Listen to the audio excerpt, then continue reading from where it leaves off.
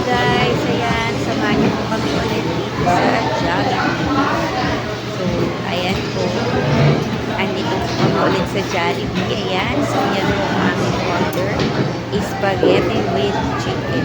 Actually po, favorite ko talaga ng kids namin ang Jollibee. Ayan, lalo na ang favorite ko nilang pagkain dito sa Jollibee, sa spaghetti at saka chicken. So, di ba? Alam nyo naman na pag sinabing Jollibee is kids favorite talaga siya kasi super yummy din talaga ang foods kay Jollibee. Ayan, no? Wow.